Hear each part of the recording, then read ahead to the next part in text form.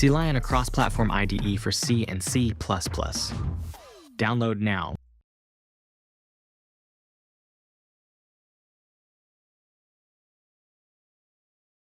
So we are essentially going to debug some coroutine code together, but before we do so, I'd like to give you a brief overview of the basics of coroutines. But don't worry, we won't go through the entire specification, nor will we explore every inch and every detail of the design space.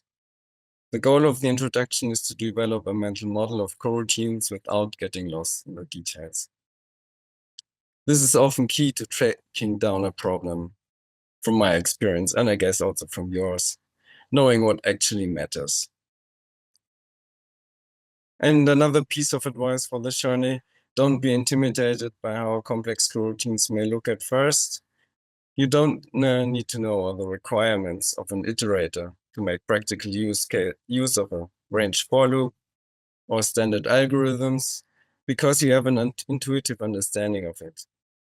And you don't need to know all the constructors of a standard string to use it. By the way, there are 19 of them in the current standard, not double counting the ones with the allocator arguments.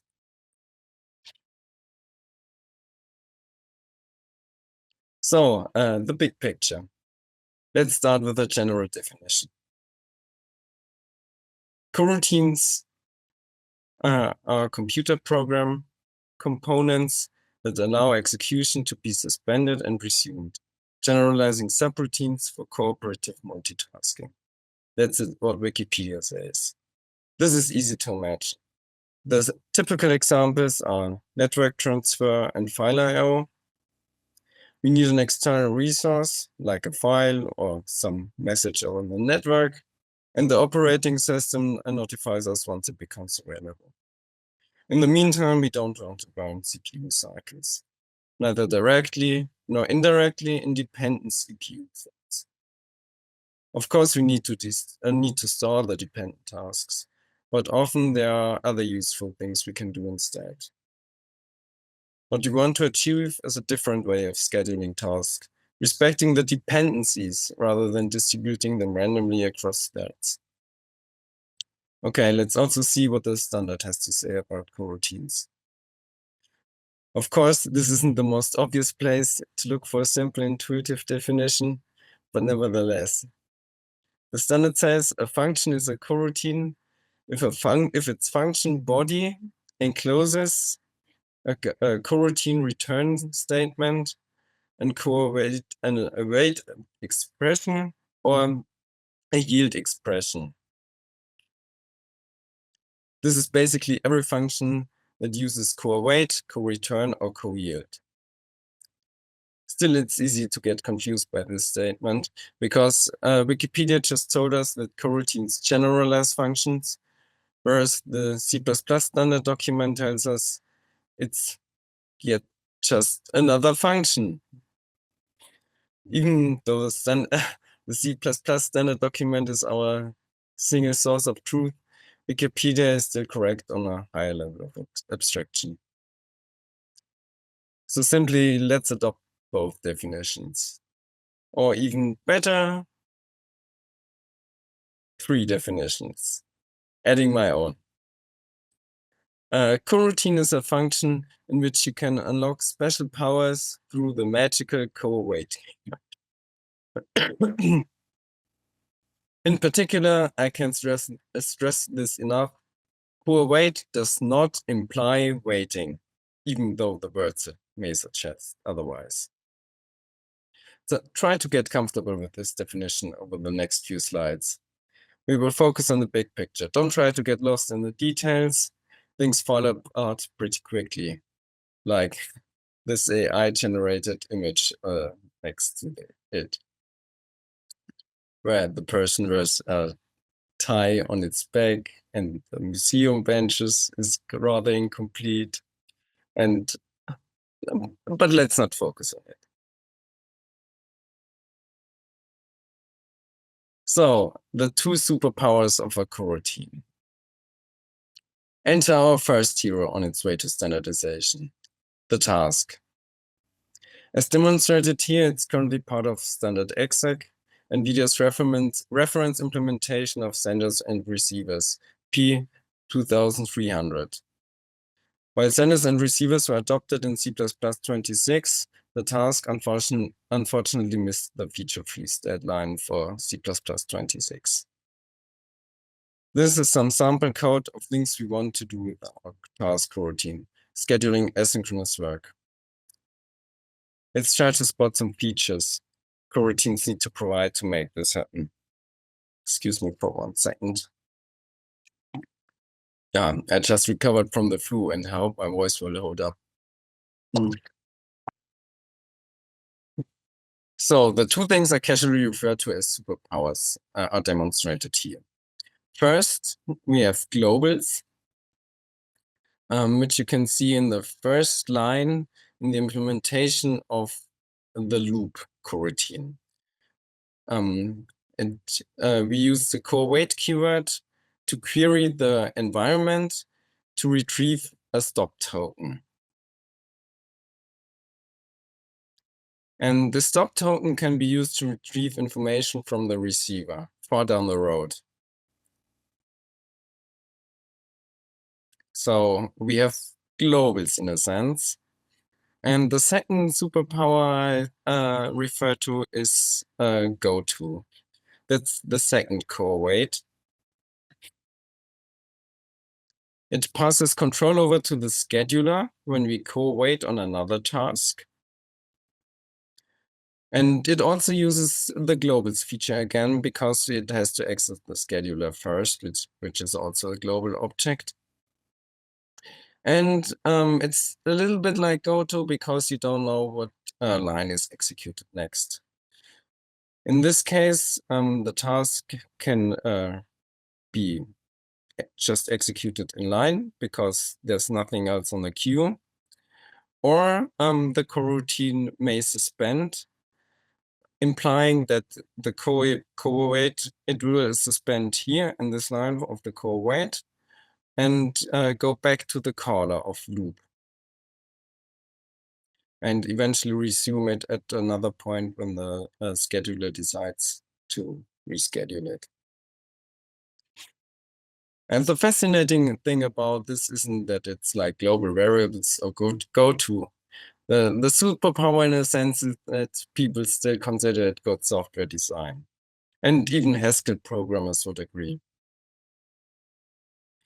And then there's a hidden superpower, because every good hero has a hidden superpower. So the third of our 2 superpowers is composability. You can see here, because as I already mentioned, we are it's possible to await on another task, naturally composing with each other. So if I wait directly on the task, it can retrieve the result and continue on with its execution. In a sense, resuming our task when after the dependent task has resumed or finished.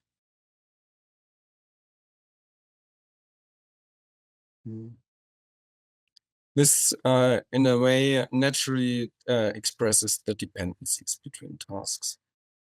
Another option would be to schedule, which is not shown here, is to schedule tasks as detached by accessing the scheduler via read environment without core_waiting it. Accordingly, the lifetime of a subtask is not necessarily constrained by its parent task. So C++ standard was willing to accept the cost of the heap allocation for this feature, even though this has been and still is a topic of an intense debate. Note that the magic keywords core_wait, core_yield have to be used to unleash the powers. You cannot hide it inside a function, because using the keywords would make these functions coroutines as well. This is what makes coroutines stackless at a logical level.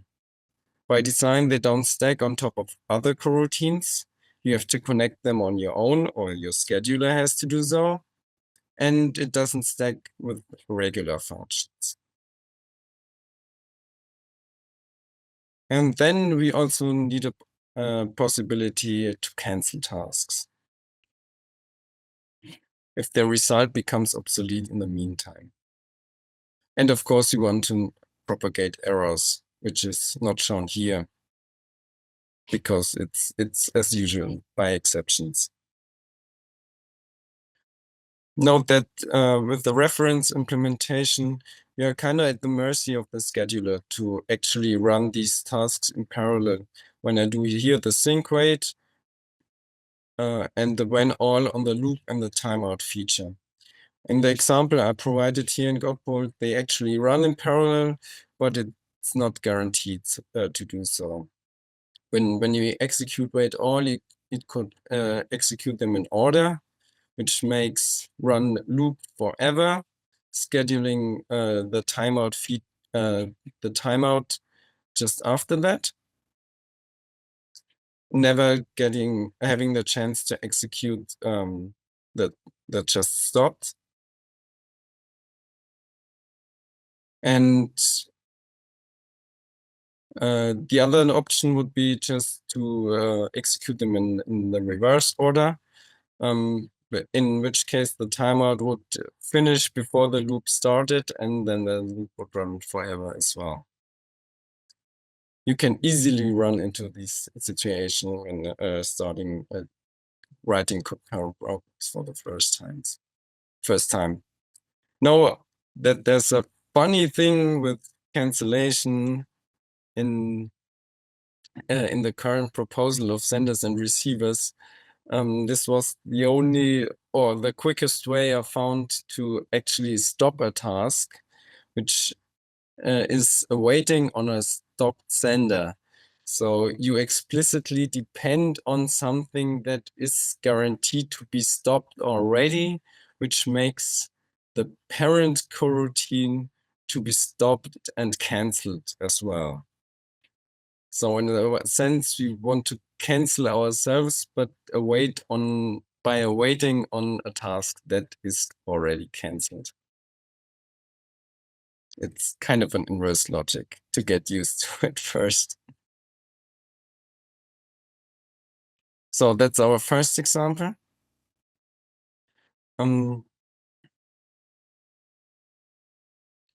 Just want to quick look at the chat.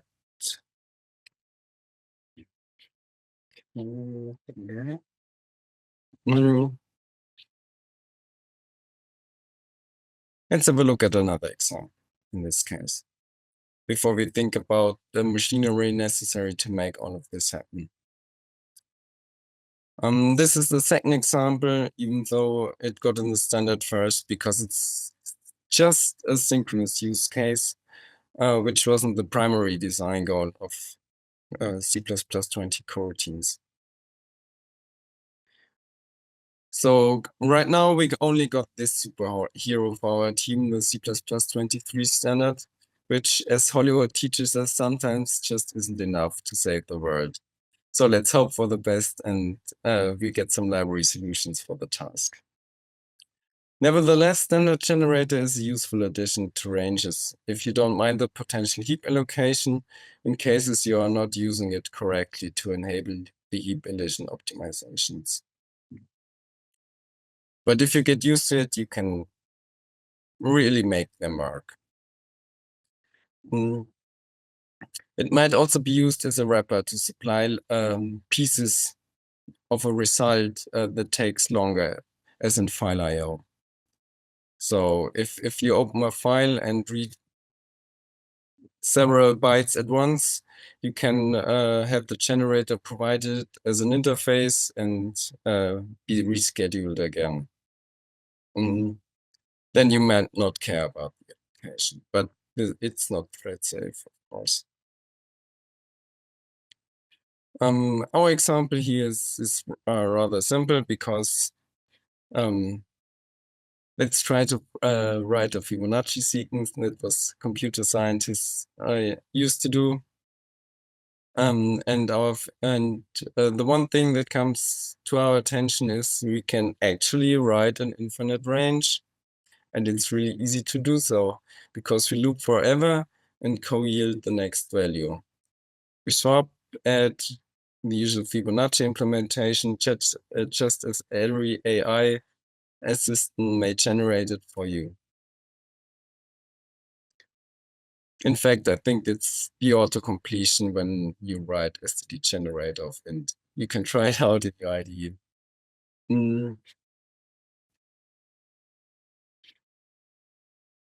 So we write an infinite range.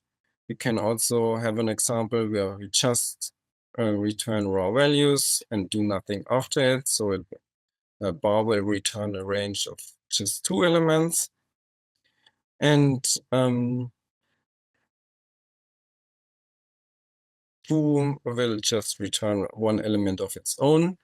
And then it will do something interesting, which is a lesser known feature of the standard generator. If you wrap it inside std ranges elements of, it will not return immediately, and neither will it return the range itself as a value. It will not, it will resume the coroutine inside. So after returning 42, we will resume coroutine bar, get the first value, report it to the caller of foo. And when we resumed, we will continue with bar until bar finishes, and then we will do whatever comes next in foo. Then we use the Fibonacci generator with the infinite range. So we kind of have to limit it somewhere. It composes usually with the standard range adapters. So we drop the first 3 elements, take 5, and return the result as elements of. And we compose it with this just manipulate the range through the views. Of course, if you really want to debug through that, the call stack looks kind of heavy if you don't fluently speak template. And then we return them some random values. You can run this code on your own by just clicking here on the slides or just referring to the QR code. And it's really easy to do so. One thing to note, the first template parameter of standard generator is actually a reference. You can put an actual reference there. You may even, and if you do so, you may even change the value supplied to by co-yield. Of course, this requires an L value as an argument. And I'm not really sure if this is good design, but I can encourage you to explore.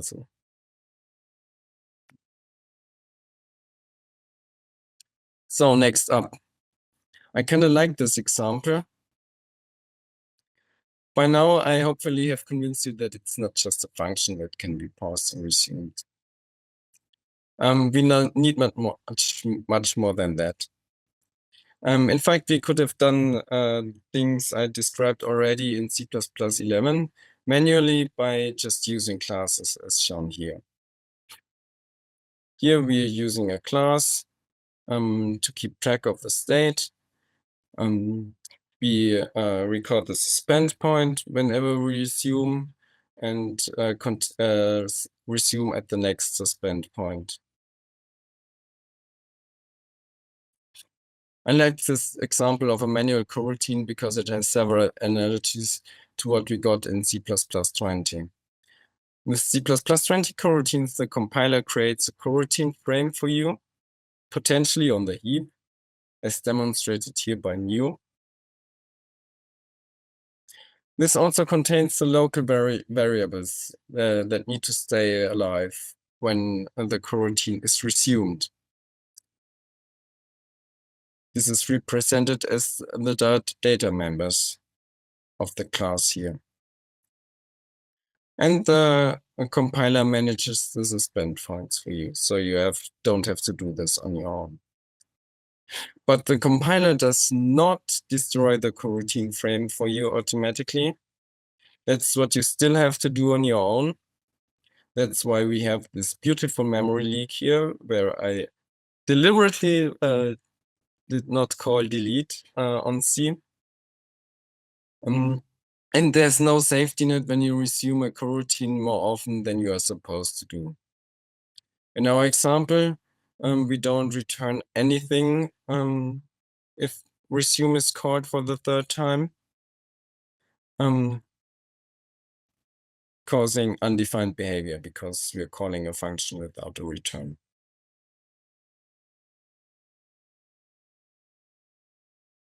Oh, and just as a funny side note, there were some quotes from the literature and other proposals complaining about the heap allocation. I mentioned again. This is a quote from the senders and receivers proposal.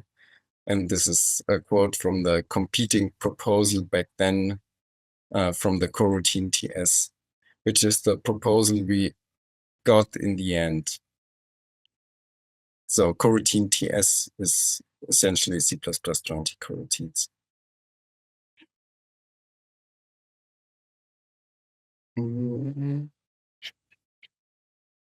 I can't see the chat. Are there any questions already? If not, I'll just go on.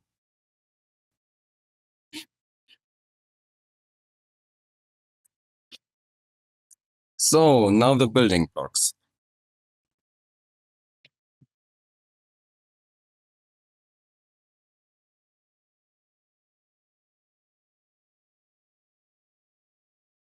Yes, I chose the image on purpose. The illustration is meant to provoke.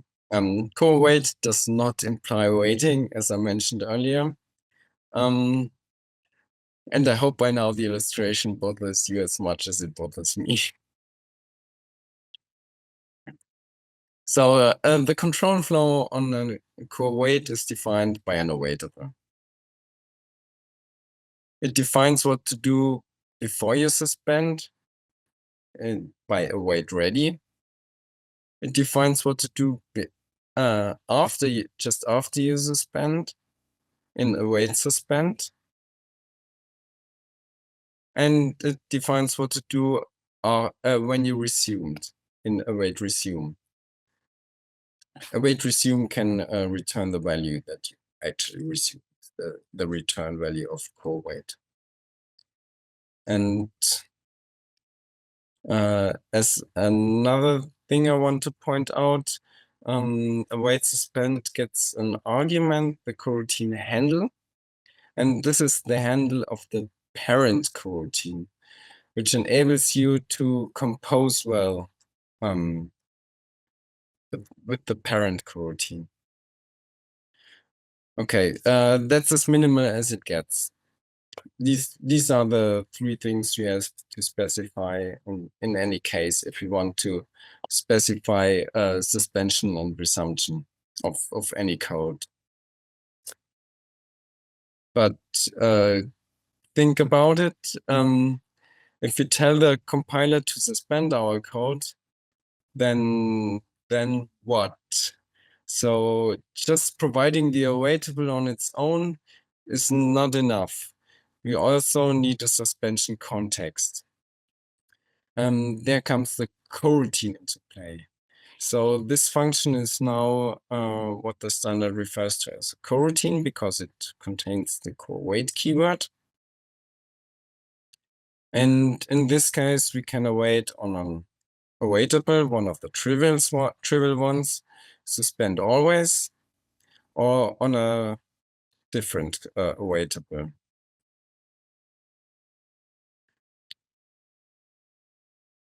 So suspend always guarantees that we always suspend. So wait ready returns false trivially. Await suspend as well. as well, await suspend also tells us to await, which it can also do by having void as a return type. And then the execution is paused, going back to the beginning of the suspension context, and the context is essentially defined by the curly braces of the coroutine definition. You can also draw the arrow the other way around if you like to jump to the return address, but I think this works out as a mountain model. And then there's another awaitable or at least a type that can be converted into one. And by the code supplied here, we don't know what it does. It might just continue execution, which our task did on the co-await read environment calls. It might suspend just like suspend always, or it might to just a very completely different coroutine to be resumed. This will be resumed automatically by the compiler if await suspend returns the coroutine of this array handler. So the scheduler could provide just another continuation there after you ask it. So to get an actual awaitable out of foo, you have to provide some further callbacks. You probably know them by now. These callbacks are defined by the coroutine return type, or more specifically by the promise type inside. And this is done here via await transform. The other the other callbacks are mandatory, and you kind of just have to get used to them in a sense.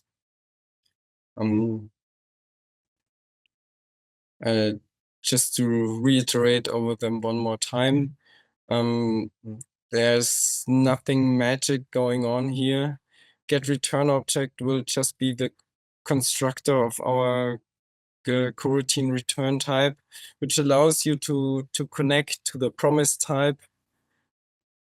Then initial suspend and final suspend is just the usual constructor destructor lifetime callbacks, where you don't have to be afraid of. Unhandled exception is called if there actually is an exception that isn't called, so you can safely ignore it if you don't need it. And in this case, we need to provide return void because we are not doing it in the end. If you actually returned a value, we need to return that. We need to write a return that function. So the promise type contains all these callbacks you need to provide, and its members and its data members are stored across resumption. So you can store persistent data here that lives as long as the coroutine itself lives. Other than that, this promise type is used for customization of the coroutine mechanism. The coroutine return type, except from its promise type member, is your own wrapper type in a sense. No rules apply there. You can make of it what you want. In the usual case, you want to make use of it to care about the automatic deletion of your coroutine callback in case no one cares about the result anymore. Okay, So I wanted you to be aware of all these things before we actually are debugging some code together, which is going to happen right now. I pre-recorded the debugging session, so we won't be able to do things interactively because I wasn't able to maneuver my IDE with these font settings. I hope they are huge enough to make them actually readable in the presentation.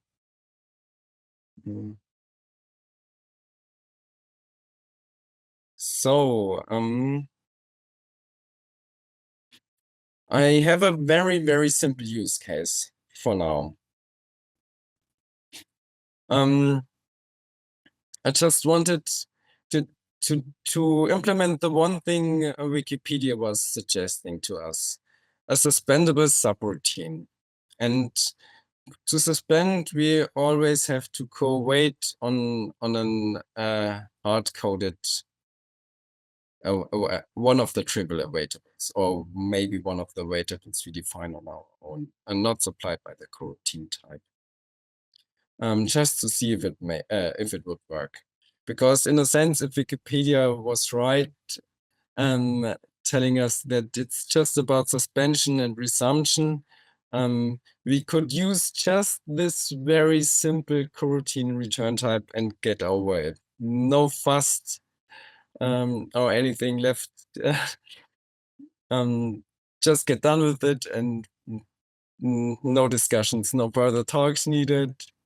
Everything over. But of course, it's not like that. So I can just encourage you to write some of these simple examples on your own. Once you know what you want to do, it's really easy to get things going. Just have to look up the specs. I hope by now you have an intuitive understanding and okay. Did not intentionally click on resume.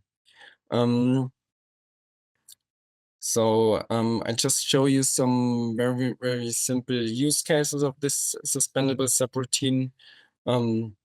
Multiply by 2, okay, that's now a very regular subroutine. It returns 2 times x. And the next use case shouldn't be completely trivial.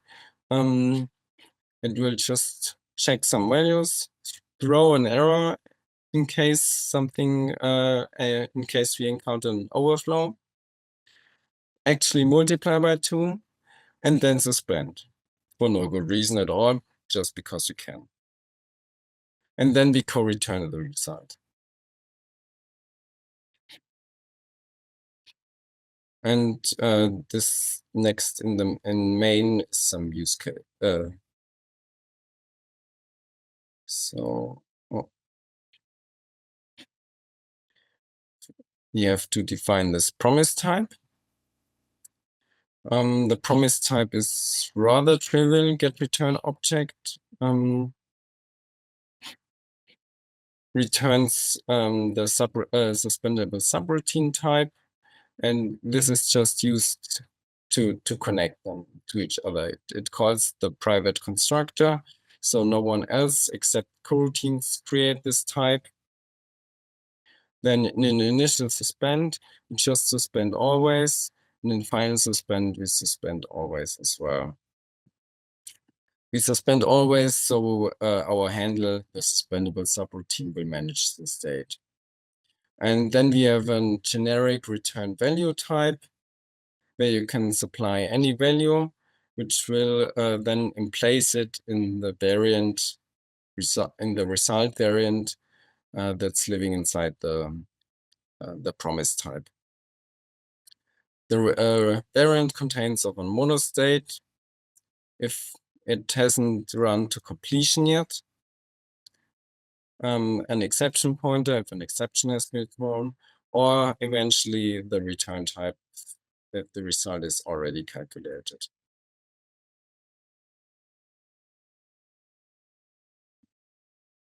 So now back to main. Sometimes I find it interesting to have a look at the disassembly to see if there's something to discover there. And I'll just continue and continue.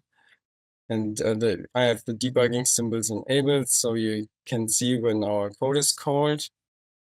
And turns out, yes, promise type, the constructor of the promise is called. Then promise type get return object is invoked to create the suspendable subroutine wrapper type, so our type, which we will pass on to the user. Then, of course, it has to call initial suspend. Let us do fast.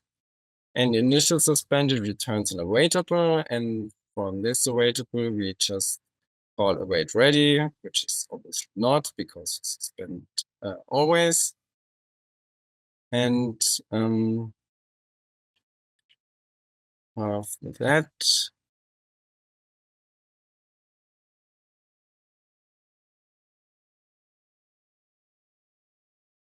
we continue on and await suspend. So now we're getting back to the caller, and we are seeing the code here in main. So I get back to the usual source code. So in this case, I query call X to get the actual result. Just go back. In this case, we are asking, just checking if the result variant already has the value. It doesn't, so we resume the coroutine handler.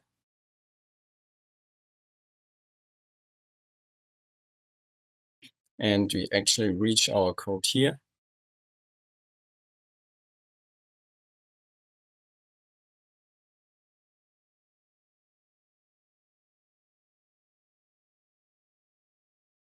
Then we resume again. And this time, oh, okay, this is actually the first resumption. Sorry, I misspoke. We now have evaluated the value, get it out of the variant, and return it. So the first result was 42, and it was already printed to the console. And then we'll try a slightly less trivial example.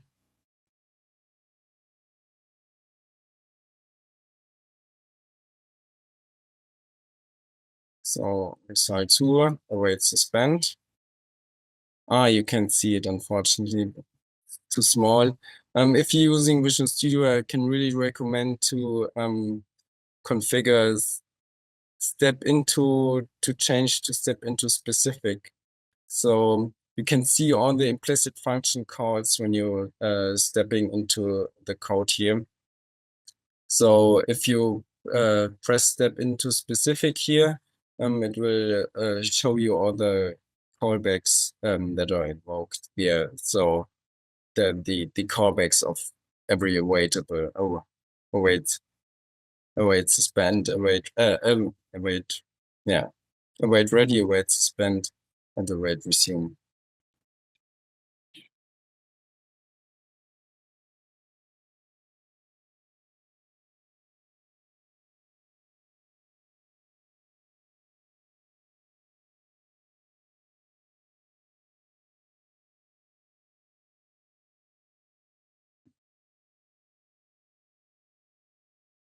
So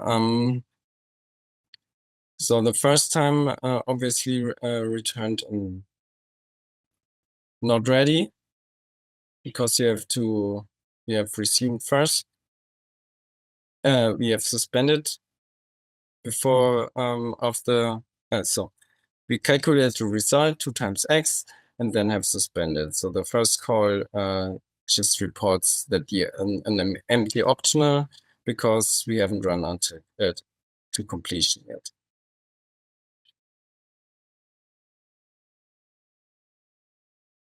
And on the second call, damn it.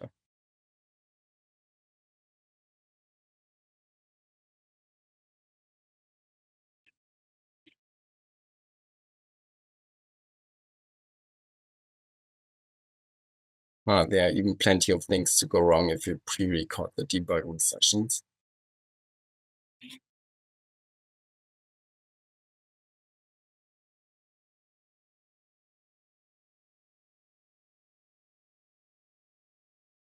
Just again, we suspend. So this is the first of the on the first call in main, when we try to invoke the braces operate round braces operator on the first call of y.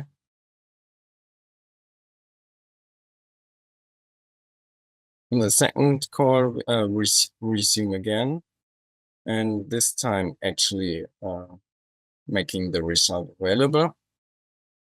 It gets written into the variant via return value, our own callback, and now we provide the result. For the third call, just to make sure that we don't have any bugs here, we already recorded that we have already returned the result, and our wrapper type makes sure that you don't resume the coroutine after that, because this would lead to undefined behavior.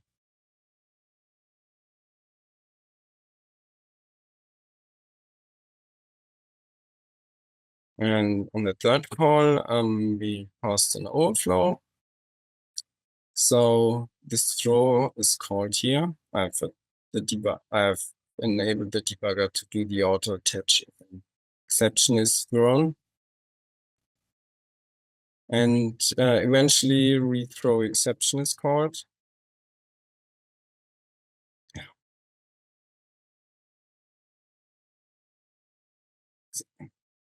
My apologies here. These control buttons are really goddamn tiny. And if you miss them in the slightest, it's gonna restart the video.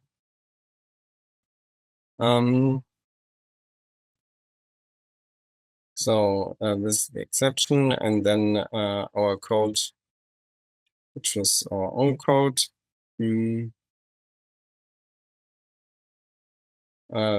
Prove the exception again. You can see it below in the call stack. And our caller in main forgot to, we can look at this here.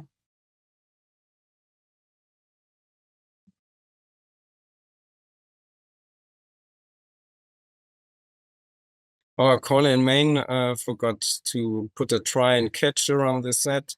We propagated the exception correctly as the author of the suspendable subroutine, but the author of main wasn't aware of that, probably being confused by the return value as an optional, because the caller might have thought the return value would be unallowed if in case then an error happened.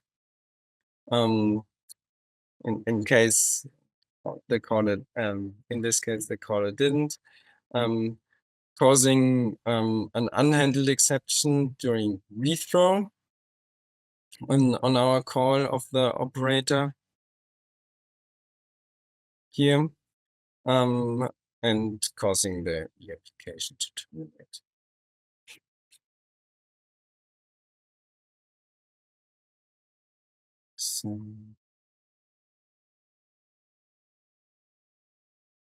So there was an actual code in there, not just for playing around in the debugger. And the solution to the bug is, in this case, obviously to put a try catch around that. So next example. Maybe a task for your own if you have the time.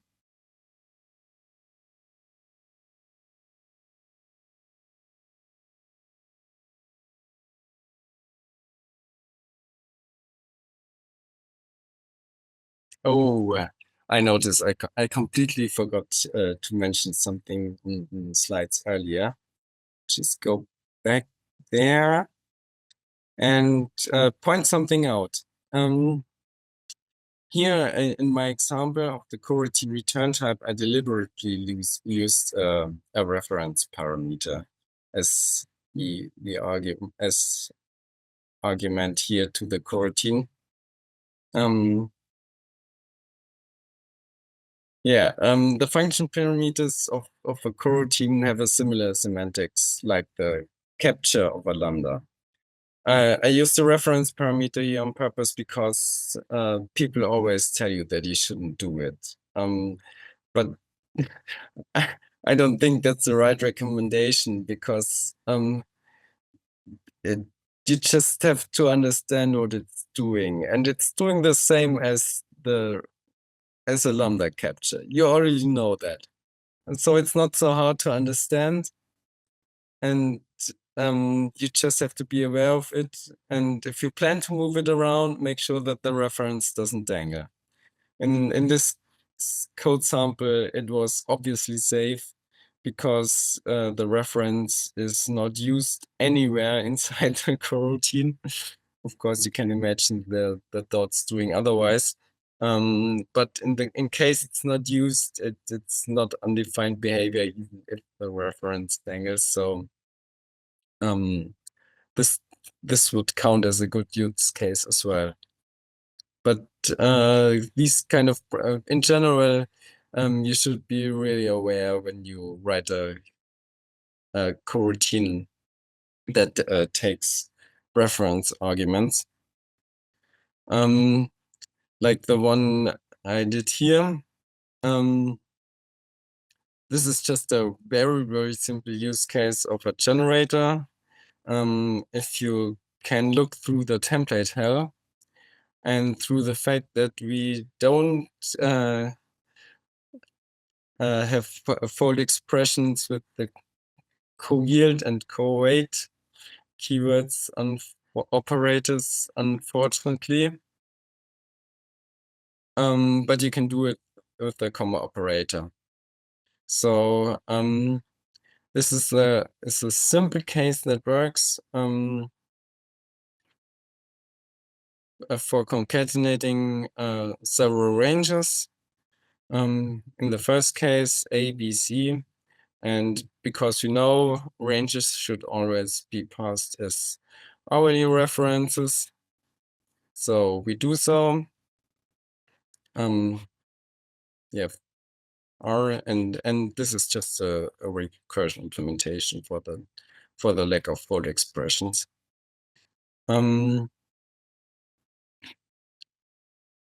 So you can check out the code. The first example really works fine, but the second one obviously doesn't,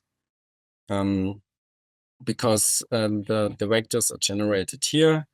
Vectors usually are generated in the heap, so we get a really nice error message with an access violation.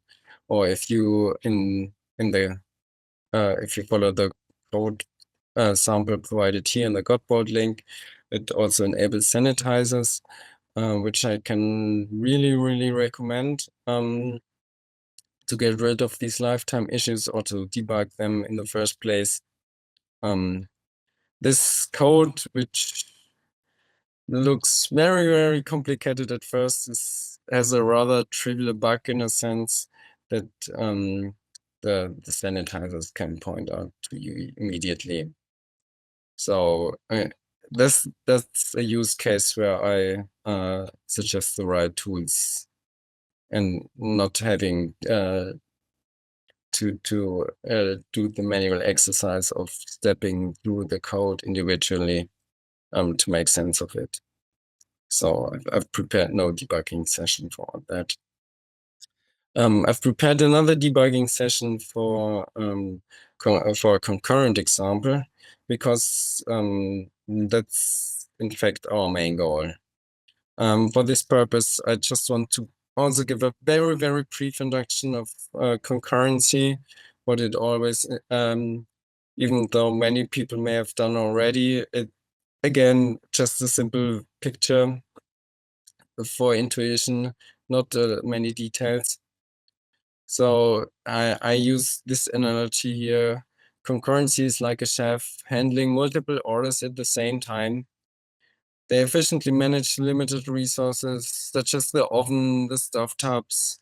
They cook identical dishes in the same pot, and they just don't stare at the oven waiting for the food to be done. Instead, they switch to another task.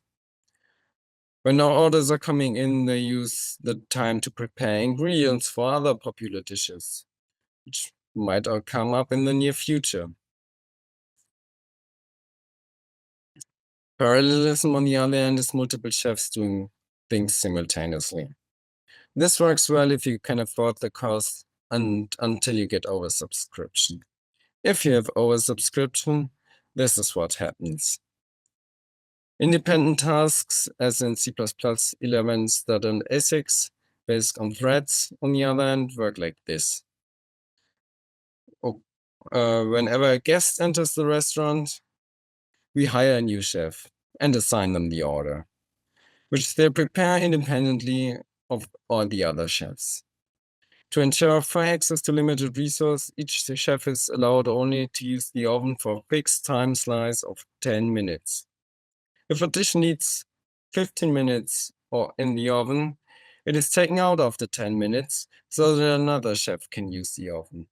Once the slot is free again, the original dish goes back in. If the dish is finished, the chef is dismissed. That's the best thing we can do to give everyone fair access to a limited resource without knowing about the dependencies. Operating systems don't know anything about the task dependencies, so it assigns time slices. But it knows, but the operating system scheduler is quite of a powerful object on its own, because it knows when you make a system call or when you cause a page fault. So even though I was making fun of it a little bit here, it does its job really, really well. And if you want to implement your own coroutine task scheduler, you will need to try very hard to implement a scheduler that does it better. So that's the point I want to make. We really want the scheduler provided by the OS or thoroughly tested library. This would be the real challenge to do. Implementing the task routine itself is fairly straightforward instead. I think each of you could do it on their own by now, just by looking up the specs. So for the next example, I will use NVIDIA standard exec again. Going back to the code I've shown you previously, the very first example of the task. This is the code I was missing. I've set up a static thread pool, get the scheduler, use the task back then, convert the timeout coroutine, whose definition is also seen here on the screen, to a future, and then calling sync wait on the scheduler with a when all of the loop you saw earlier, waiting on the stop source, querying the stop source, and the moved future. It has to be moved because yeah, one resource handler only and one destructor call only. Okay, and now we actually run this. we see we get the stop token, start the loop. If stop is requested, we get start running. Eventually, timeout, the sleep for and timeout finishes. We await on just stopped, which stops the timeout task and then stops time. Then stops when all, which causes a loop to be notified.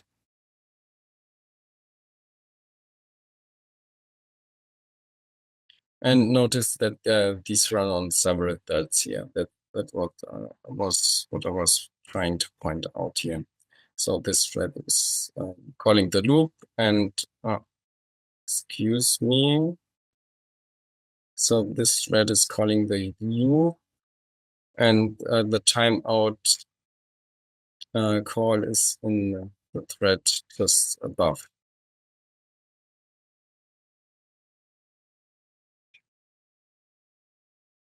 So I now actually need to debug this because the code was working in the first place. Then stop requested will be hit. As value will be false because we got cancelled. And that's about it. And next example. So the next example, I tried to avoid the when all and instead started a third task, which first reads the environment, starts the timeout future, then awaits on the loop, and continues, hoping that the timeout future is really spawned on a separate thread, which will eventually cause our routine to be cancelled and cancel all the dependent tasks.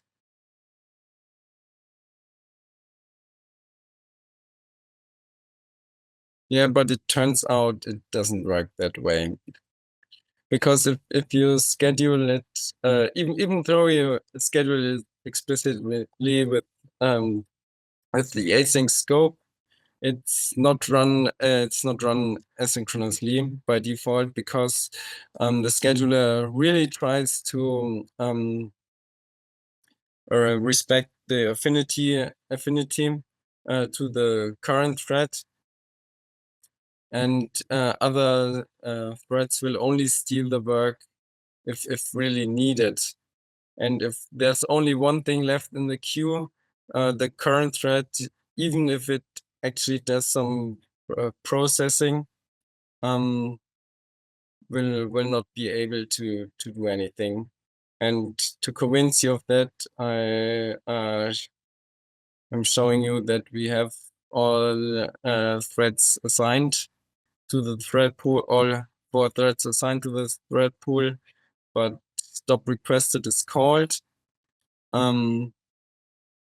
And no timeout is running anymore or at all. So in a sense, if you were using threads, this just wouldn't happen because we wouldn't need to care about the intricacies of the scheduler here. And you can also see this in more fun examples. I have another one with concurrent Fibonacci. So this is a Fibonacci task which spawns the predecessors in parallel, awaits on both of them using when or,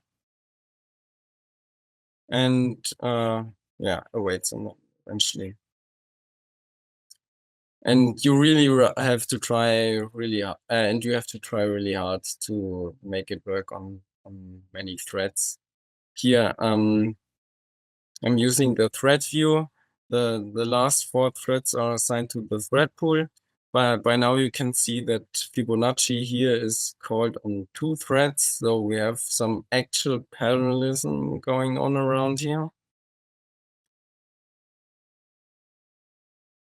So making the scheduler threads actually steal some, right, from the current coroutine. Then all of these three eventually called the Fibonacci function. Let's just click on continue, and now the last one as well.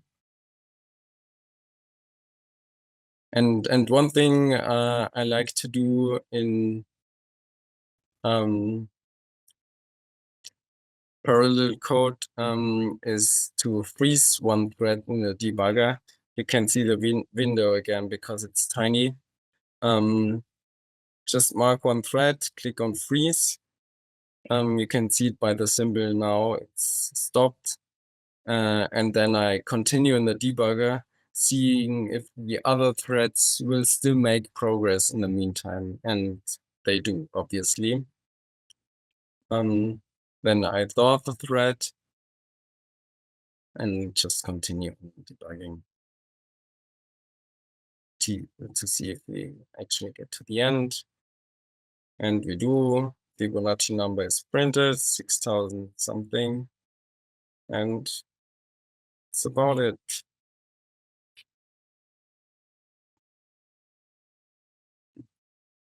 Now we are pretty much over time.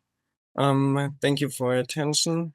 In case there are any questions, I'm switching over to GatherDown now. So see you there.